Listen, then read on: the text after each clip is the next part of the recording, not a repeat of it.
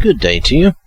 Hope you're having a wonderful day. I want to read to you from Exodus chapter 23, and this is going to be verses 1 through 3. I think this is very applicable to current events, what is going on in the world today across our nation with the rioting and different things that are going on. So this is Exodus chapter 23, verses 1 through 3. You shall not give a false report. You shall not join hands with the wicked to be a malicious witness, promoting wrong and violence.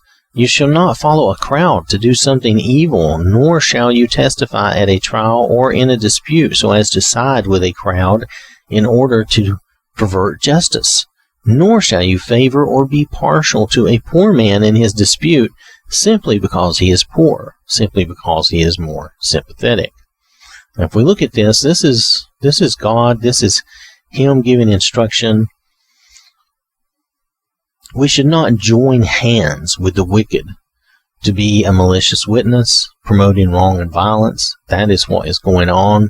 Now, we're not talking about the true protesters, the people who are protesting what happened and what. We had that recent event here where, if I understand things correctly, a man was killed, was wrongly killed, was murdered. I don't know all the details, and I'm not going to pretend to judge. That is not my place, and I am not God. I am not able to do that. And to be fair, neither are you. But you may be more informed than I am, so I'm not saying that your opinion is wrong. However, I will say that when these things happen and we're upset and we're tempted to do what people are doing now, promoting violence and wrong actions. This goes directly against the Word of God. This is something we should not be doing. And the reason is because it does not help the situation. It takes a situation and makes it worse. You shall not join hands with the wicked to be a malicious witness, promoting wrong and violence, because that's basically these people are coming out as if they are a witness. And to be fair, okay, and I'm not trying to be mean, none of these people were there. They did not see the event. They did not hear the event. They do not know the true circumstances. I know I do not either.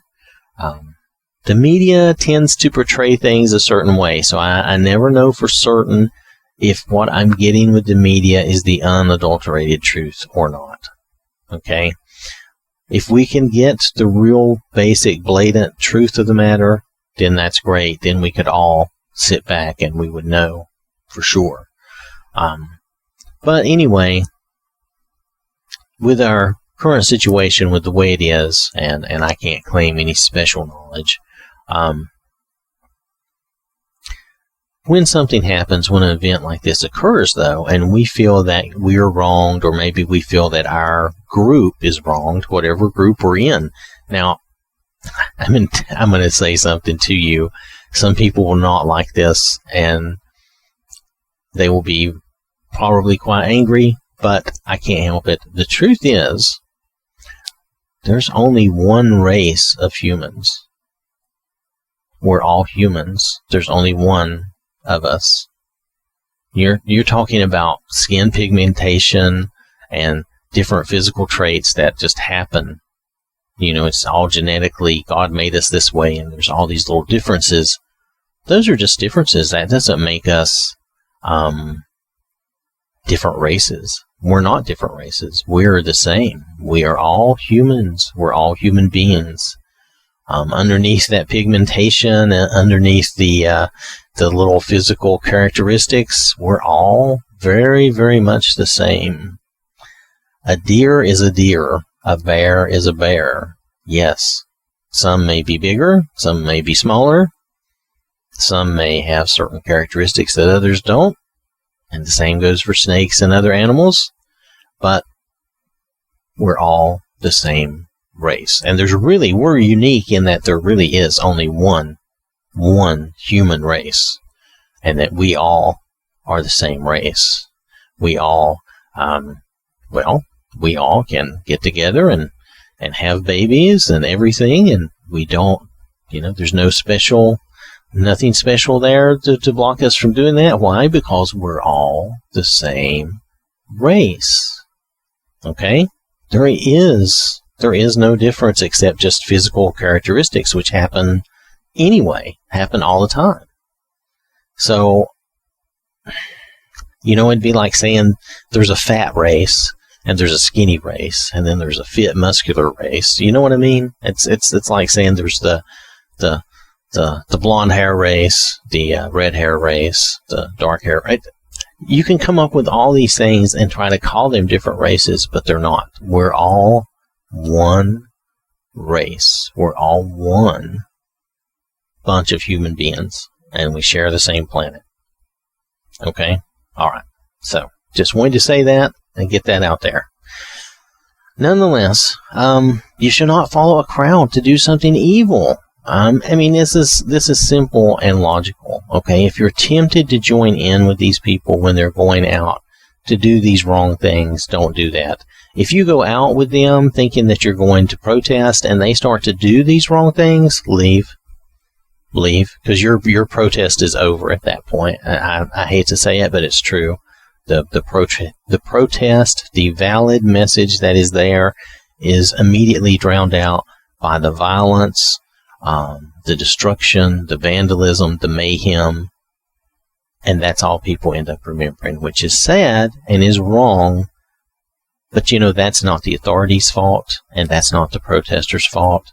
That is this set of people, and I think that they are a low percentage set of people that are, they're just co-opting the opportunity, taking advantage to commit these criminal acts. And sometimes to their own benefit. Sometimes they're going and looting and stealing. Sometimes it's just they will just want to commit violence and they just want to do these things. In that moment, while I love them as a person and I want them to come to God, in that moment, though, they are evil. And, to be fair, I'm not trying to be judgmental or mean to them. I've had moments in my life where I was certainly no better at all. So I'm not saying that to be judgmental or mean to them. That's just part of life that we go through. I've had times where I was upset and angry or whatever, and I was certainly no better than anyone else. In those moments, in those times, I was definitely no better. I was just as evil and humanly mean as you could be. So that's, sometimes we have to look at ourselves and say, yeah, we are capable of those things. So, but we need to resist the temptation to join into these things. Yes, it's a crowd thing, and we don't want to pervert justice, okay? Because this is another thing. We don't want to side with a crowd in order to pervert justice. We want the justice system to work. We need to make sure it works. The only way to do that is to allow it to work and keep an eye on it and keep it in the news and keep it being talked about.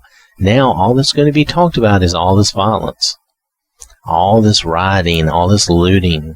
That's taken over. This other incident is going to fall to the wayside. It's going to be forgotten because this is what's going to be remembered, and that's sad. But it perverts justice. Now, one final thing here, too, that we need to realize in verse 3.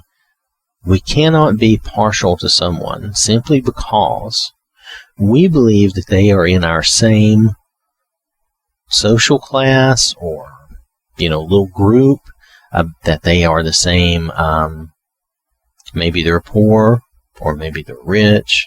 We shouldn't be partial to them simply because of outward appearances or because of physical appearances or because of status. I should not immediately be thought of as a good person simply because, for instance, simply because I'm bald. That does not make me a good person. You do not know me. And, you can't go by some physical characteristic because, he's bald. He's inherently a good person. No, that is not true.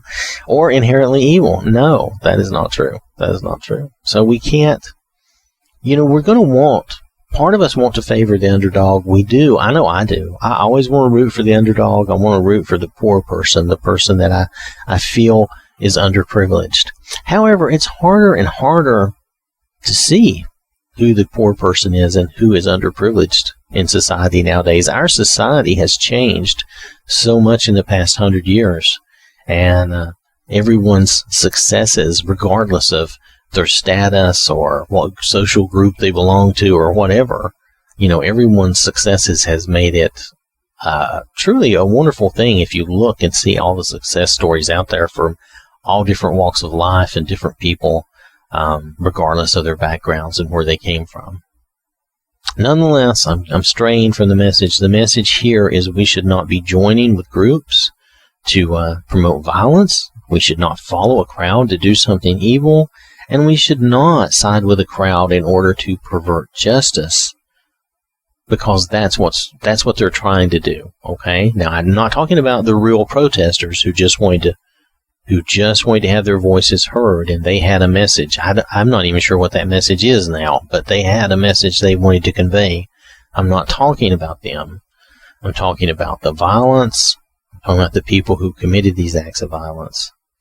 And we should be careful that we're not siding with someone and not favoring them simply because, like me, would it be right for me to always be on the side of the pudgy bald guy? Oh, he looks like me. I'm going to favor him. Well, no, that's not right. I don't know the situation. I need to find out the situation. I need to understand what happened, and I need to decide where I believe justice and what is right and what is wrong, where that falls and where that lays. So we need to not be partial. We need to be impartial and not be partial to someone simply because they're poor or they follow or fall into our social group. All right. So I want to thank you for listening. Hope you have a wonderful day. And remember, God loves you.